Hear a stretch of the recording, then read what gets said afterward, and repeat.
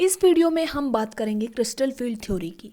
ये थ्योरी बहुत अलग है मॉलिक्यूलर ऑर्बिटल थ्योरी से, क्योंकि जैसा कि वहाँ पर लिगेंड्स और मेटल की बॉन्ड को कोवेलेंट बॉन्ड समझा गया है, एज्यूम किया गया है, वैसे क्रिस्टल फील्ड थ्योरी में इस बॉन्ड को आयोनिक समझा गया है। अब देखते हैं क्या क्या क्रिस्टल फील्ड थ्योरी में एज्यूम किया गया है, किस तरह की बॉन्ड्स बननी है। इस थ्योरी से कुछ भी कंक्लूजन निकालने से पहले हम देखते हैं कि ये थ्योरी अप्लाई कैसे होती है।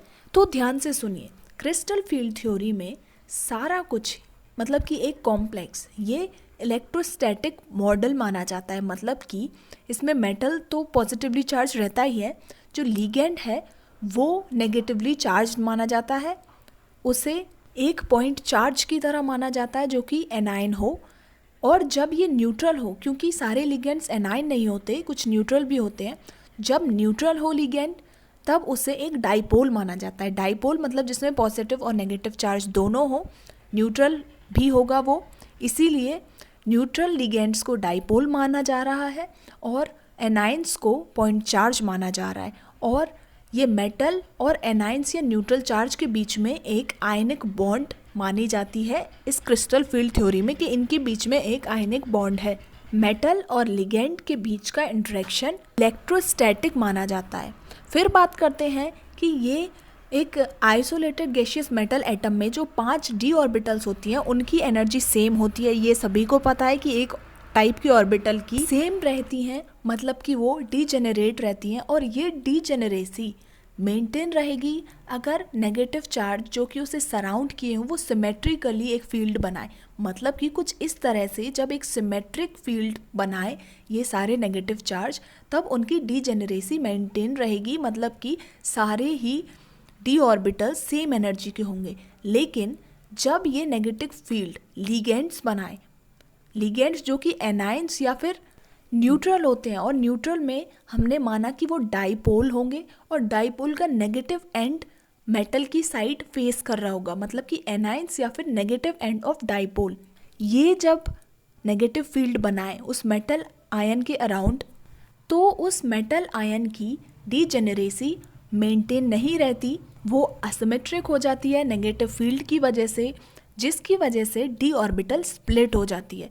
और किस तरह से ये डी ऑर्बिटल स्प्लिट होगी वही बताया गया है इस क्रिस्टल फील्ड थ्योरी में। तो पहले हम देखते हैं कि ऑक्टाहेड्रल कोऑर्डिनेशन एंटाइटीज में किस तरह से क्रिस्टल फील्ड स्प्लिट होगी, और उसके बाद देखेंगे टेट्राहेड्रल में किस तरह से होगी। एक बार फिर से समझते हैं, मेटल के अराउंड कोई भी नेगेटिव चार्ज आए, एनाइंस आए, तो उसकी डी ऑर्बिटल की डीजेनरेसी मेंटेन रहती है, मतलब सारे D orbital same energy level के होते हैं। लेकिन जब उसके अराउंड कोई लिगेंड आए, कोई एनाइन, लिगेंड मतलब कोई एनाइन या डाइपोल का नेगेटिव एंड आए, तो उसकी डीजेनरेसी स्प्लिट हो जाती है, मतलब लिफ्ट हो जाती है, एनर्जी सेम नहीं रहती, जिसकी वजह से डी ऑर्बिटल स्प्लिट हो जाती है। अब वो किस तरह होगी वो हम देखते हैं पहले ऑक्टाहेड्रल कोऑर्डिनेशन एंटाइटीज। तो एक ऑक्टाहेड्रल कोऑर्डिनेशन एंटाइटी में 6 लिगेंड्स होते हैं जो कि मेटल को सराउंड किए होते हैं। इन लिगेंड्स की वजह से एक रिपल्शन होगा इलेक्ट्रॉन्स में, मेटल के और लिगेंड के इलेक्ट्रॉन्स में एक रिपल्शन होगा, जिसकी वजह से डी ऑर्बिटल स्प्लिट हो जाएगी। स्प्लिट क्यों होगी? क्योंकि ये रिपल्शन ज़्यादा होगा उस जगह पे डी ऑर्बिटल की जो फेस कर रही होगी लिगेंड को डायरेक्टली, जबकि जो डी ऑर्बिटल अवे होगी लिगेंड से उनमें रिपल्शन कंपैरेटिवली कम होगा, और जो डी ऑर्बिटल फेस कर रही होगी लिगेंड को उनमें रिपल्शन ज़्यादा होगा। इस वजह से स्प्लिट हो जाएगी। ये जो dx2 - y2 और dz2 ये ऑर्बिटल्स हैं, ये पॉइंट करती हैं एक्सिस के टुवर्ड्स, मतलब कि ये लिगेंड के डायरेक्शन में होती हैं, इसीलिए इन पर ज़्यादा रिपल्शन आएगा और इनकी एनर्जी राइज कर जाएगी। जबकि dxy, dyz और dxz ये ऑर्बिटल्स एक्सिस के बीच में होती हैं और ये लिगेंड से उतनी ज़्यादा इंटरैक्ट नहीं करती, जिसकी वजह से इनकी एनर्जी रिलेटिवली लोअर हो जाएगी। और इसी वजह से डीजेनरेसी मतलब सेम एनर्जी लेवल जो डी ऑर्बिटल्स की थी वो अब नहीं रहेंगी, और अब इलेक्ट्रॉन मेटल रिपल्शंस की वजह से 3 ऑर्बिटल लोअर एनर्जी की हुई जिन्हें T2g सेट कहा जाएगा, जबकि 2 ऑर्बिटल्स हायर एनर्जी की हो जाएंगी जिन्हें Eg सेट कहा जाएगा। ये बस नेमिंग है, T2G लोअर लेवल वाली और EG हायर एनर्जी लेवल वाली। इसी स्प्लिटिंग को, ये जो डिजेनरेट लेवल की स्प्लिटिंग हुई लिगेंड्स की वजह से, इसे ही कहते हैं क्रिस्टल फील्ड स्प्लिटिंग। ये जो स्प्लिटिंग हुई same energy level d orbitals की लिगेंड की प्रेजेंस की वजह से, लिगेंड क्योंकि एक डेफिनेट ज्योमेट्री में थे, उसी ज्योमेट्री में जो जो ऑर्बिटल्स थी उनकी एनर्जी राइज कर गई और दूसरों की एनर्जी कम हो गई। इस स्प्लिटिंग को कहते हैं क्रिस्टल फील्ड स्प्लिटिंग। इन दो सेट के बीच में, ये जो लोअर और हायर सेट हैं, इनके बीच में जो एनर्जी सेपरेशन है उसे डेल्टा नॉट से डिनोट किया जाता है। और ये याद रखें कि जो EG ऑर्बिटल होती हैं, दैट मीन्स जिनकी एनर्जी हाई हुई है एवरेज एनर्जी के, वो 3/5 डेल्टा नॉट से आगे हैं, ऊपर है, मतलब कि जो एवरेज थी उसके 3/5 इंक्रीज कर गई, और जो नीचे वाली लेवल है वो 2/5 डिक्रीज कर गई। जो एवरेज थी उससे 3/5 इंक्रीज की है EG सेट ने और 2/5 किया है T2G सेट ने। बस ये एक मार्जिन है जिससे आप समझ सकें कि लेवल कितनी राइज की है और बाकी तीनों की लेवल कितनी डिक्रीज हुई है। जैसा कि आप इस फिगर में देख सकते हैं, पहले d ऑर्बिटल ऐसी थी जब फ्री मेटल आयन था, जब कोई भी लिगेंड्स उसके आसपास नहीं थे। उसके बाद सभी पांचों d ऑर्बिटल्स की एनर्जी राइज कर गई जब उसके आसपास कोई नेगेटिव फील्ड आई, और क्योंकि नेगेटिव फील्ड लिगेंड्स की वजह से थी, इसीलिए कुछ d orbitals, 2 d orbitals high level energy की हो गई और 3 ऑर्बिटल्स की एनर्जी डिक्रीज कर गई 2/5 से। ये जो स्प्लिटिंग है ये डिपेंड करती है फील्ड पर जो कि लिगेंड प्रोड्यूस करे और चार्ज पर जो कि मेटल आयन पे है। जैसे किसी लिगेंड ने अगर बहुत स्ट्रॉन्ग फील्ड प्रोड्यूस की तो स्प्लिटिंग बहुत ज़्यादा होगी, जबकि अगर लिगेंड वीक फील्ड प्रोड्यूस करता है तो स्मॉल स्प्लिटिंग होगी d ऑर्बिटल की। जनरली लिगेंड इस तरह से अरेंज रहते हैं उनके order of increasing field strength, मतलब कि इस अरेंजमेंट में CO की सबसे ज़्यादा फील्ड स्ट्रेंथ होगी, ये बहुत स्ट्रॉन्ग फील्ड बनाएगा, और I सबसे कम। ये सीक्वेंस आप याद रखें, इसी से आप समझ पाएंगे कि कौन सा लिगेंड स्ट्रॉन्ग फील्ड लिगेंड बना पाएगा और कौन सा वीक। ये सीरीज कहलाती है स्पेक्ट्रोकेमिकल सीरीज। ये एक्सपेरिमेंट के थ्रू बनाई गई है, जो कि absorption of light by complexes with different ligand, मतलब अलग अलग लिगेंड लेकर अलग अलग कॉम्प्लेक्सेस की एब्जॉर्प्शन ऑफ लाइट देखी गई। उससे पता लगाया कि कौन सा स्ट्रॉन्ग फील्ड लिगेंड है और कौन सा वीक। ये भी आपको अभी समझ आ जाएगा। ये समझने के लिए हम इलेक्ट्रॉन्स असाइन करते जाते हैं d ऑर्बिटल में। जैसे कि d ऑर्बिटल में सबसे पहले बस एक इलेक्ट्रॉन है, तो ये ऑब्वियस सी बात है कि ये लोअर एनर्जी वाले T2G ऑर्बिटल में जाएगा एक इलेक्ट्रॉन। उसके बाद अगला एक और इलेक्ट्रॉन और उसके बाद एक और, मतलब 3 इलेक्ट्रॉन जब हम D में डालें तो वो तीनों ही T2G ऑर्बिटल में जाएंगे एक एक करके, क्योंकि हंट्स रूल के अकॉर्डिंग ऐसा ही होता है। पेयर पहले नहीं बनते, पहले एक एक सिंगली पूरी ऑक्यूपाई होती है ऑर्बिटल, उसके बाद पेयर्स बनते हैं। तो जब चौथा आयन डालेंगे तब 2 पैटर्न्स पॉसिबल हैं। पहला तो कि वो चौथा इलेक्ट्रॉन T2G लेवल में ही चला जाए और पेयर बना ले उस एक एग्जिस्टिंग इलेक्ट्रॉन के साथ, या फिर वो T2G में ना जाकर वो ऊपर वाली एनर्जी लेवल में उस ऑर्बिटल में जाए जो कि EG कहलाती है। ये इलेक्ट्रॉन कहाँ जाएगा ये डिपेंड करता है क्रिस्टल फील्ड स्प्लिटिंग पर, उसकी एनर्जी पर और पेयरिंग एनर्जी पर, जो कि P से डिनोट की है। ये पेयर करने पर कितनी एनर्जी लगेगी। इलेक्ट्रॉन सिंगल है, इन्हें जब पेयर करेंगे, मतलब एक और जब इलेक्ट्रॉन उसी एग्जिस्टिंग इलेक्ट्रॉन के साथ डालेंगे तब कितनी एनर्जी लगेगी, वो होती है पेयरिंग एनर्जी, P से डिनोट की जाती है।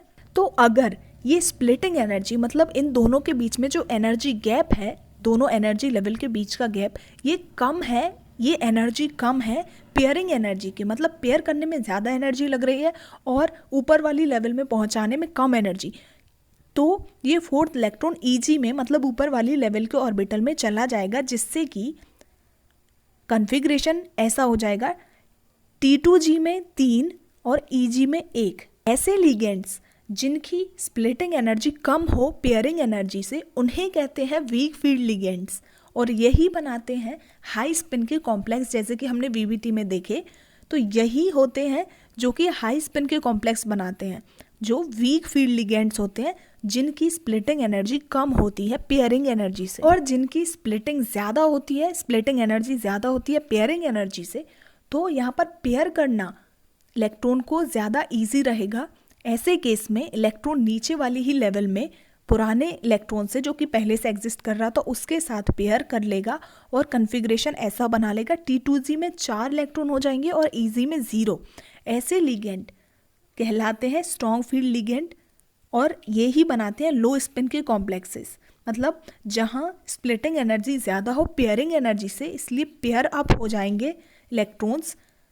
इस टाइप के लिगेंड्स को कहते हैं स्ट्रॉन्ग फील्ड लिगेंड्स, और यही बनाते हैं लो स्पिन के कॉम्प्लेक्सेस। कैलकुलेशंस में ये पता लगा कि D4 से D7 तक के कोऑर्डिनेशन एंटाइटीज़ के लिए ज़्यादातर स्ट्रॉन्ग फील्ड के कंपाउंड्स ही स्टेबल रहते हैं, ना कि वीक फील्ड के केस कंपाउंड्स। ये सब बहुत इंपॉर्टेंट है क्रिस्टल फील्ड थ्योरी के लिए भी और वीवीटी के लिए। ये आपको बिल्कुल याद होना चाहिए कि किन्हें स्ट्रॉन्ग फील्ड लिगेंड्स कहते हैं, किन्हें वीक फील्ड लिगेंड, कब पेयरिंग होगी कब नहीं होगी, स्प्लिटिंग एनर्जी और पेयरिंग एनर्जी किसकी कम किसकी ज़्यादा होगी, वीक की ज़्यादा होगी या स्ट्रॉन्ग की ज़्यादा होगी, ये सब आपको बहुत अच्छे से आना चाहिए। अब हम देखते हैं क्रिस्टल फील्ड स्प्लिटिंग इन टेट्राहेड्रल कोऑर्डिनेशन एंटाइटीज़। तो इसमें भी रीज़न सब वही हैं कि लिगेंड्स के ज्योमेट्रिक कन्फिग्रेशन की वजह से कुछ d ऑर्बिटल्स हाई लेवल के हो जाते हैं, कुछ लो लेवल के हो जाते हैं, लेकिन क्योंकि यहाँ पर टेट्राहेड्रल कोऑर्डिनेशन एंटाइटीज़ की बात हो रही है, तो वही d ऑर्बिटल्स हाई लेवल के नहीं होंगे जैसे कि ऑक्टाहेड्रल में हो रहा है। इसमें कन्फिग्रेशन कुछ और होता है, इस वजह से dxy, dyz और dzx ये तीनों ऑर्बिटल्स हाई एनर्जी के हो जाएंगे, क्योंकि ये फेस कर रहे होते हैं इसमें लिगेंड्स को, इसलिए ये हायर लेवल के हो जाएंगे। और dx2 - y2 और dz2 ये दोनों लोअर एनर्जी के हो जाएंगे। और इसमें ये जो राइज है एनर्जी का, ये भी कम है कंपैरेटिवली, ये 2/5 है। और जो डिक्रीमेंट है एनर्जी, जो नीचे वाली लोअर एनर्जी वाली है, वो 3/5 है एवरेज की, एवरेज स्प्लिटिंग एनर्जी की 3/5 है लोअर एनर्जी वाली d ऑर्बिटल्स, और 2/5 ज़्यादा हैं हायर एनर्जी वाली ऑर्बिटल्स। ये आप याद रखें, इसमें पूरा इन्वर्टेड है केस।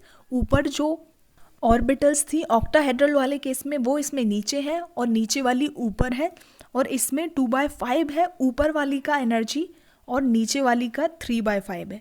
अगर उसका डेल्टा O और इसका डेल्टा T कंपेयर करें तो डेल्टा T 4/9 होगा डेल्टा O का। दैट मीन्स डेल्टा T की वैल्यू डेल्टा O से कम होगी। और क्योंकि इसमें स्प्लिटिंग एनर्जी ज़्यादा नहीं है, इस वजह से ज़्यादातर यहाँ पर फोर्थ इलेक्ट्रॉन इस हायर एनर्जी वाली ऑर्बिटल में ही आता है। पेयरिंग यहाँ पर इतनी ज़्यादा फेवरेबल नहीं है, देखी नहीं जाती पेयरिंग, ज़्यादातर लो स्पिन के ही कॉम्प्लेक्सेस देखने को मिलते हैं इसमें, क्योंकि ये एनर्जी कम है, ये एनर्जी गैप जो है स्प्लिटिंग एनर्जी ये कम है। इस वजह से फोर्थ, फिफ्थ या सिक्स्थ इलेक्ट्रॉन ऊपर चले जाते हैं, ना कि पेयर में। तो बस इतना ही था टेट्रल कोऑर्डिनेशन एंटाइटीज़ का क्रिस्टल फील्ड स्प्लिटिंग। अब हम बात करेंगे कलर इन कोऑर्डिनेशन कंपाउंड्स की। इससे पिछली वाली यूनिट में दिया हुआ है कि ट्रांजिशन मेटल के कॉम्प्लेक्सेस बहुत अलग अलग कलर्स के होते हैं। और कलर्स कैसे आते हैं? कलर्स तब आते हैं जब वाइट लाइट में से कोई एक विजिबल स्पेक्ट्रम रिमूव कर दी जाती है। मतलब कोई एक कलर वाइट लाइट में से जब रिमूव कर देते हैं तब वाइट लाइट कलरफुल दिखने लगती है। वाइट लाइट 7 कलर्स को मिला के बनती है, और जब इनमें से कोई एक कलर मिसिंग होता है तब ये वाइट लाइट वाइट नहीं रहती, कलरफुल हो जाती है। और किस कलर की हो जाती है? वो कॉम्प्लीमेंट होता है उस कलर के जो कि एब्जॉर्व किया है, जो कि मिसिंग है। और साइंटिफिकली बात करें तो जो कलर दिखता है वो उस वेवलेंथ का दिखता है जो कि बची हुई है। जो कलर मिस हो गया, जो वेवलेंथ्स मिस हो गई, उनके अलावा अब जो वेवलेंथ बची उनका कलर हमें दिखता है। फॉर एग्जाम्पल, अगर ग्रीन लाइट एब्जॉर्व की है किसी कॉम्प्लेक्स ने तो वो रेड दिखेगी, येलो एब्जॉर्व की तो वॉयलेट दिखेगी, ब्लू एब्जॉर्व की तो येलो ऑरेंज, रेड एब्जॉर्व की तो ब्लू और ब्लू ग्रीन एब्जॉर्ब की तो वॉयलेट। और अगर अल्ट्रा वॉयलेट जो कि विजिबल रेंज में ही नहीं होती, अगर अल्ट्रा वॉयलेट रेज किसी कॉम्प्लेक्स ने एब्जॉर्ब की तो वो पेल येलो कलर का दिखेगा। तो अभी तो ये बात हुई कि किस कलर की लाइट एब्जॉर्ब करने पर किस कलर का कॉम्प्लेक्स दिखेगा, पर क्यों, ये अभी भी हमें नहीं पता कि ऐसा क्यों हो रहा है। तो इस पैराग्राफ में इसी का रीज़न ढूंढते हैं। इसका रीज़न है क्रिस्टल फील्ड थ्योरी। एग्जाम्पल के तौर पे देखते हैं कि ये Ti और H2O के 6 मॉलिक्यूल्स, ये एक कोऑर्डिनेशन एंटाइटी है जिस पर 3+ चार्ज है, ये वॉयलेट कलर का दिखता है। ये क्यों दिखता है वॉयलेट कलर का? तो इसलिए क्योंकि ये एक ऑक्टाहेड्रल कॉम्प्लेक्स है जिसमें कि एक इलेक्ट्रॉन है 3d ऑर्बिटल में। अब ये एक इलेक्ट्रॉन जो है ये T2g लेवल में है, ये ओबियस है, T2g लेवल पर होगा। इसकी Eg लेवल खाली होगी। तो इस इलेक्ट्रॉन पर जो कि T2g में है, इस पर जब एक लाइट पड़ेगी जो कि एक पर्टिकुलर एनर्जी की हो, पर्टिकुलर एनर्जी आती है उसकी वेवलेंथ से, और वेवलेंथ अलग होने पर कलर बदल जाता है, मतलब कि कलर वेवलेंथ पर डिपेंड करता है। तो इनडायरेक्टली कलर और एनर्जी एक दूसरे पर डिपेंड करती हैं। तो जब ये इलेक्ट्रॉन जो कि T2g लेवल में था, इसे एक पर्टिकुलर एनर्जी मिलेगी जो कि उस लाइट की है जो कि ब्लू ग्रीन रीजन से है। जब इस इलेक्ट्रॉन को एनर्जी मिलेगी तो ये एक्साइट कर जाएगा T2g लेवल से Eg लेवल पे। दैट मीन्स एनर्जी मिली तो इलेक्ट्रॉन जंप कर गया। ये पर्टिकुलर इसलिए हमें समझना ज़रूरी है क्योंकि हर एनर्जी पर ये जंप नहीं कर सकता। एक पर्टिकुलर एनर्जी जिससे डेल्टा O की वैल्यू सेटिस्फाई हो सके, उतनी एनर्जी मिलनी ज़रूरी है, और इस कॉम्प्लेक्स में उतनी एनर्जी देती है ब्लू ग्रीन रीजन वाली लाइट। इसलिए जब इस इलेक्ट्रॉन ने ब्लू ग्रीन रीजन वाली लाइट एब्जॉर्व की तो इसने इमिट किया वॉयलेट कलर। अब ये कॉम्प्लेक्स जो है वो वॉयलेट कलर का दिख रहा है। तो ये कलर ऑफ कोऑर्डिनेशन कंपाउंड्स किस चीज़ पर डिपेंड करता है? क्रिस्टल फील्ड थ्योरी के अकॉर्डिंग ये डिपेंड करता है dd ट्रांजिशन पर। मतलब ये जो इलेक्ट्रॉन था वो d ऑर्बिटल से अगली d ऑर्बिटल में ही जंप किया, इसीलिए इसे कहते हैं dd ट्रांजिशन, और इसी पर डिपेंड करता है कलर ऑफ एनी कंपाउंड। तो अभी तक आपने कलर ऑफ कोऑर्डिनेशन कॉम्प्लेक्स में ये सीखा कि कलर किसी कॉम्प्लेक्स में आता है dd ट्रांजिशन की वजह से। जब कोई इलेक्ट्रॉन T2g लेवल में से Eg लेवल में जंप कर जाता है एक पर्टिकुलर एनर्जी मिलने के बाद, वो लाइट एब्जॉर्ब कर लेता है, और जो रिमेनिंग बचती है वाइट लाइट में, जो रिमेनिंग बचता है एब्जॉर्ब की हुई लाइट के अलावा, वैसा कलर इमिट होने लगता है। जैसे कि इसमें ब्लू ग्रीन कलर जब एब्जॉर्ब हुआ तब वॉयलेट कलर दिखने लगा, विजिबल हुआ, और ये कॉम्प्लेक्स वॉयलेट कलर का हो गया। टू सम अप, ये कलर dd ट्रांजिशन की वजह से हो रहे हैं। अगर ये dd अलग अलग लेवल नहीं है, अगर d ऑर्बिटल्स स्प्लिट नहीं हुई है तो ये ट्रांजिशन नहीं होगा, जिसकी वजह से कलर नहीं आएगा कॉम्प्लेक्स में। मतलब कि जब लिगेंड्स नहीं प्रेजेंट होंगे, क्योंकि ये लिगेंड से ही स्प्लिट होता है d ऑर्बिटल, लिगेंड ना होने पर ये स्प्लिट नहीं होगा, जिससे कि dd ट्रांजिशन नहीं होगा, जिससे कि कॉम्प्लेक्स कलरलेस होगा। मतलब लिगेंड की एब्सेंस में कॉम्प्लेक्स कलरलेस होगा। जैसे कि इस एग्जाम्पल में दिया हुआ है कि इस मॉलिक्यूल को हीट करने के बाद जब इसका H2O वाटर के मॉलिक्यूल सारे निकल जाते हैं, मतलब लिगेंड निकल जाता है, तब ये कलरलेस हो जाता है। क्योंकि लिगेंड नहीं रहेगा तो d ऑर्बिटल स्प्लिट नहीं होगी, जिसकी वजह से ट्रांजिशन नहीं होगा, और इसी वजह से ये कंपाउंड होगा कलरलेस। उसी तरह कॉपर सल्फेट वाइट कलर का होता है जब एनहाइड्रस हो, मतलब उसमें वाटर ना हो, लेकिन जब उसमें 5 वाटर के मॉलिक्यूल आ जाते हैं तब ये ब्लू कलर का हो जाता है। वाटर के मॉलिक्यूल आना मतलब कि लिगेंड का आना, लिगेंड के आने से d ऑर्बिटल स्प्लिट होंगी और dd ट्रांजिशन होगा, जिसकी वजह से कलर आता है किसी कॉम्प्लेक्स में। दैट मीन्स किसी भी कॉम्प्लेक्स कंपाउंड में कलर बताने के लिए लिगेंड बहुत इंपॉर्टेंट रोल करता है।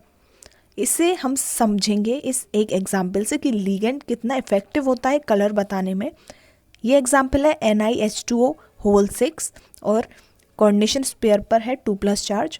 ये कॉम्प्लेक्स तब बनता है जब निकल क्लोराइड डिसॉल्व की जाए वाटर में। इसमें अगर डाइडेंटेड लिगेंड जो कि इथेन 1,2-डायमीन हमने कई बार पढ़ा, इसे ऐड कर दें इन मोलर रेशियोज़ में, मतलब एक बार एक लें निकल और ये इथेन डायमीन, ये दोनों 1 के रेशियो में लें, दोनों बराबर लें। दूसरी बार En डबल हो निकल के अमाउंट से, और तीसरी बार En को ट्रिपल कर दें निकल के अमाउंट से। तो हम क्या देखेंगे कि ये जो ग्रीन कलर का था निकल H2O के 6 मॉलिक्यूल के साथ, इसे En ऐड करने पर पेल ब्लू कलर आ जा रहा है और 2 वाटर के मॉलिक्यूल निकल जाएंगे, क्योंकि En के 2 मॉलिक्यूल, 2 मतलब कि एक ही मॉलिक्यूल आया है, क्योंकि डाइडेंटेड है इसलिए 2 निकालेगा और 1 लगेगा। जब इस पेल ब्लू कॉम्प्लेक्स में जो कि 4 H2O के मॉलिक्यूल्स और 1 En का मॉलिक्यूल से बना है, इसमें और En डालेंगे, मतलब कि जब 2 H2O के मॉलिक्यूल और 2 ही En के मॉलिक्यूल आ जाए तब इसका कलर और चेंज हो जाएगा, ये ब्लू कलर का हो जाएगा या पर्पल का है। उसके बाद जब इसमें एक और En का मॉलिक्यूल डालेंगे, जब पूरे वाटर मॉलिक्यूल रिमूव कर देंगे और तीनों En के मॉलिक्यूल आ जाएंगे, तब ये होगा वॉयलेट कलर का। मतलब आप देख रहे हैं कैसे कलर डार्क होता जा रहा है, पेल ब्लू से ब्लू या पर्पल, उसके बाद वॉयलेट। ये लिगेंड की वजह से हो रहा है। जैसा कि आप इस डायग्राम में देख सकते हैं कि En के मॉलिक्यूल्स बढ़ाते गए तो कलर डार्क होता गया। इस सब का रीज़न क्या है, ये क्यों कलर डार्क हो रहा है? पहले भी लिगेंड था, अब भी लिगेंड है, पर ये इसलिए क्योंकि पहले अलग लिगेंड था, अब लिगेंड बदल गया है। लिगेंड बदलने से जो स्प्लिटिंग एनर्जी है वो बदल गई है। स्प्लिटिंग एनर्जी बदलने से वो एनर्जी बदल गई जो इलेक्ट्रॉन लेकर एक्साइटेड स्टेट में पहुँचे, और ये एनर्जी डिपेंड करती है वेवलेंथ पे, मतलब कि कलर पे। तो कलर भी बदल गया फाइनली, जो कलर वो एब्जॉर्व करे। एब्जॉर्व करने वाला कलर बदला, इसलिए इमिट करने वाला कलर भी बदलेगा। और लिगेंड्स के नंबर जैसे इंक्रीज करते गए वैसे स्प्लिटिंग एनर्जी और बदलेगी और कलर और बदलेगा। तो लिगेंड्स बदलने पर या उनके नंबर्स इंक्रीज करने पर कलर्स पर बहुत इफेक्ट पड़ता है। एट लास्ट हम देखते हैं इसकी भी limitations of crystal field theory. इसने बहुत सक्सेसफुली बहुत कुछ बता दिया, जैसे कि formation, structure, colour, magnetic property, ये सब हम समझ चुके हैं इससे कोऑर्डिनेशन कंपाउंड्स के लिए। लेकिन इसमें भी एजम्पशंस हैं। ये एजम्पशंस क्या हैं जो हमने स्टार्टिंग में पढ़ी थी कि लिगेंड पॉइंट चार्ज मान लिए गए, और जब हमने ये माना है कि लिगेंड्स पॉइंट चार्ज हैं तो जो एनायनिक लिगेंड्स हैं उनको तो फिर बहुत ज़्यादा स्प्लिटिंग इफेक्ट दिखाना चाहिए, क्योंकि वो नेगेटिव हैं, इसलिए रिपल्शन ज़्यादा करना चाहिए। इस वजह से नेगेटिव जो लिगेंड्स हैं, मतलब एनायनिक लिगेंड्स हैं, उनका स्प्लिटिंग इफेक्ट बहुत ज़्यादा होना चाहिए। लेकिन हम स्पेक्ट्रोकेमिकल सीरीज़ में देखते हैं कि एनायनिक लिगेंड्स लो एंड में होते हैं, मतलब कम, मतलब कि वीक लिगेंड्स माने जाते हैं। जैसे कि हमने देखा कि उसमें हेलोजेंस जो थे वो लास्ट में आए थे, मतलब वो वीक लिगेंड्स थे। लेकिन अगर लिगेंड्स पॉइंट चार्ज हैं तो ये नेगेटिव जो हेलोजेंस होते हैं, नेगेटिव या एनायनिक लिगेंड्स, इनको बहुत ज़्यादा रिपेल करना चाहिए, पर ये लास्ट में आते हैं। तो ये एक इसकी लिमिटेशन है। दूसरी लिमिटेशन इसकी ये है कि जैसा हमने इसमें पढ़ा है कि मेटल और लिगेंड्स के बीच में आयनिक बॉन्ड होती है, पर एक्चुअल में ये कोवेलेंट बॉन्ड होती है। थ्योरी के अकॉर्डिंग कोवेलेंट कैरेक्टर बिल्कुल नेग्लेक्ट कर दिया गया, जबकि एक्चुअली कोवेलेंट कैरेक्टर होता है इस बॉन्ड में, जो कि मेटल और लिगेंड्स के बीच में होती है। इसकी जो लिमिटेशंस हैं वो फिर पूरी की गई दूसरी थ्योरी से, जो कि है लिगेंड फील्ड थ्योरी या मॉलिक्यूलर ऑर्बिटल थ्योरी। ये हमारे सिलेबस में अभी नहीं है। इस वीडियो में बस इतना ही। बाकी जो लास्ट वीडियो में एक्सप्लेन करना है वो बस इसका थोड़ा सा थ्योरी पार्ट है, जो कि ज़रा सी वीडियो में हो जाएगा। बाकी ये चैप्टर फिनिश्ड ही मानिए।